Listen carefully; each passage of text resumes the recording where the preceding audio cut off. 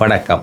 பராபவ வருஷத்திய தமிழ் புத்தாண்டு வாழ்த்துக்கள். வரலாற்று ஆய்வாளர் முனைவர் மகாசிவனாடி ஜோதிடர் சிவசாமி பேசுகிறேன். இந்த பராபவ வருஷத்தினுடைய 12 ராசிகளை பற்றி தான் இப்ப பார்க்க போறோம். இந்த 12 ராசியினுடைய பலன்களை தனித்தனியாக மகாசிவனாடியில் இருந்து எடுத்து எழுதி உங்களுக்கு இப்ப நான் தரப்போறேன். இந்த பிரபஞ்சம் நவகிரகங்களுடைய அடிப்படையில தான் இயங்கிட்டு இருக்கு. வேதங்களிலிருந்து பிறந்த ஜாதக பலன்களுக்கு 4,50,000 பாடல்கள் இருக்கு. முற்றும் உணர்ந்த சகாதேவனால் மட்டுமே அந்த பலன்களை ரொம்ப துல்லியமாக சொல்ல முடியும். ஆனா ஒற்றை ராசி, அதாவது ஒரு ராசியை வச்சுக்கிட்டு தன்னுடைய முழு பலன்களையும் சொல்றதுங்கிறது முடியாத காரியம். அப்படி ஒரு ராசி பலனை சொல்றவங்க அவங்களுடைய அனுபவத்தை பொறுத்தும் கோச்சாரத்தை வச்சுக்கிட்டும் கொஞ்சம் பலன் சொல்லுவாங்க. அது நமக்கு ஓரளவு வாழ்க்கையில பொருத்தலாம். ஆனா இப்ப நீங்க கேட்க போறது மகாசிவனாடியிலிருந்து, அதாவது முனிவர்களால் எழுதப்பட்ட மகாசிவனாடியிலிருந்து எடுத்து எழுதி உங்களுக்கு நான் சொல்ல போறேன். அதனால இந்த பலன்களை சாதாரண பலன்களாக நினைத்து விடாமல், அதாவது எல்லோரும் சொல்லக்கூடிய ராசி பலனா பார்க்காம இதை நீங்க மிக நுட்பமாக கவனிக்க வேண்டியது இருக்கு. இதுல வர்ற பலன்களை பார்த்து அதை பின்பற்றி வாழ்க்கையில நம்ம வெற்றி பெறணும். 15 ஏப்ரல் 2026 முதல் 15 ஏப்ரல் 2027 வரை நடக்கும் பராபவ வருட மீனராசியின் பலன்கள். தண்ணீரிலே மிதந்து கொண்டிருக்க நீரை கண்டால் நீச்சல் அடிக்க ஆரம்பித்து விடுவீர்கள். எப்பொழுதும் ஆடம்பர பிரியராக இருக்கும் நீங்கள் மற்றவர்களை மகிழ்விக்கக்கூடிய வித்தையை கற்றவர்கள். எப்பொழுதும் மகிழ்ச்சியாக இருக்க விரும்பும் நீங்கள் மனைவியை அதிகமாக நேசிப்பீர்கள். அவர்களை கண்கலங்காமல் பார்த்து கொள்ளுங்கள். மனைவியின் உடல் நலத்தில் கவனம் தேவை. 7.5 சனியால் சற்று இக்கட்டான சூழலில் இருந்தாலும் சமாளிப்பீர்கள். புதிய கடமைகள், புதிய முதலீடுகள், புதிய செலவுகள் வந்தாலும் எப்படியாவது கஷ்டப்பட்டு அதை சமாளித்து விடுவீர்கள். ஆரோக்கியத்தில் கவனம் தேவை. மன அழுத்தத்தை தவிர்த்து கொள்ள உங்களை சுறுசுறுப்பாக்கிக் கொள்ளுங்கள். நல்ல இசை, நல்ல உடற்பயிற்சி, நல்ல நடைப்பயிற்சி மிக மிக அவசியம். வயிறு, நரம்பு இவற்றில் தொல்லைகள் ஏற்பட்டாலும் அவைகளுக்கு தக்க நேரத்தில் மருந்து எடுத்துக்கொள்ளுங்கள். எதிர்காலத்தை பற்றி சிந்திக்காமல் நிகழ்காலத்தை சமாளிக்க வழி தேடுங்கள்.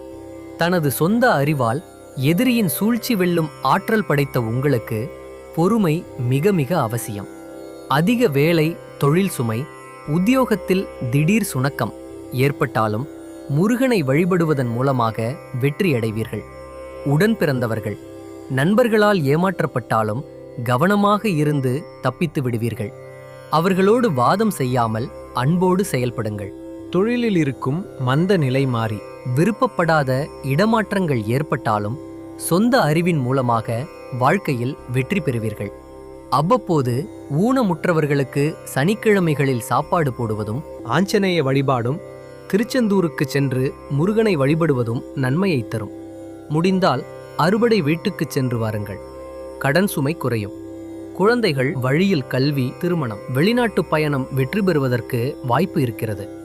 குரு உபதேசமும் தீரடி போன்ற ஜீவ சமாதிகளுக்கு சென்று வருவதும், வாகனங்களில் மிகுந்த கவனமோடு பயணம் செய்வதும் நல்லது.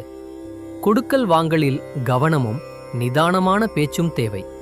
தன்னம்பிக்கையை வளர்த்து கொண்டு வாழ முயற்சி செய்யுங்கள். அவ்வப்போது கவுன்சிலிங் சென்று வருவது நல்லது.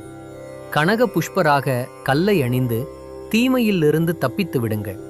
திருநள்ளாறு, திருக்கொள்ளிக்காடு போன்ற ஸ்தலங்களுக்கு சென்று வருவதும் சிறப்பை தரும். வீட்டு வாசலில் புன்னை மரங்களை வளர்த்து இயற்கை அருளை பெற்று வாழ்க்கையை அமைதியானதாக மாற்றுங்கள். குருவின் ஆசீர்வாதம் உங்களை பின்தொடர்வதும், அவர்களால் நீங்கள் வழிநடத்தப்படுவதையும் உங்கள் மனதை ஆராய்வதின் மூலம் தெரிந்து கொள்வீர்கள். நடக்கும் ஒவ்வொரு காரியங்களும் உங்களுடைய எண்ணங்களையும் செயல்களையும் தெளிவாக மாற்றி அருள் மார்க்கத்திற்கும் ஞான மார்க்கத்திற்கும் வழிவகுக்கும். வீடு புதுப்பித்தல், புதிய மனை கட்டிடங்களை சரி செய்வது மூலம் செலவுகள் ஏற்பட்டாலும் சமாளிப்பீர்கள்.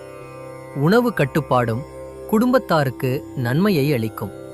உஷ்ணத்திலிருந்து உங்களை காப்பாற்றிக் கொள்ள நிறைய தண்ணீர் குடித்து உடம்பை களைப்பு இல்லாமல் பார்த்து கொள்ளுங்கள்.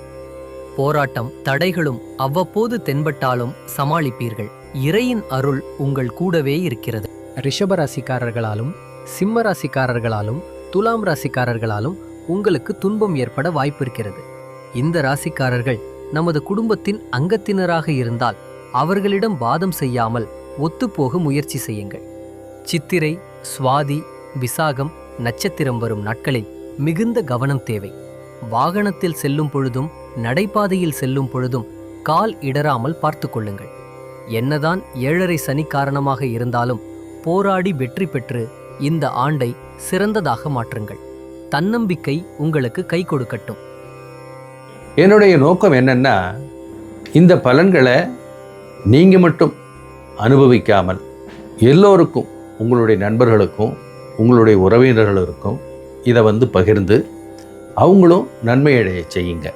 அதோட முடிஞ்சால் உங்களுடைய எதிரிகளுக்கும் கூட இந்த ராசி பலனை பகிர்ந்து அவங்களும் நன்மையடைய செஞ்சிங்கன்னா கடவுளுடைய அருள் உங்களுக்கு நிச்சயமாக சேரும்.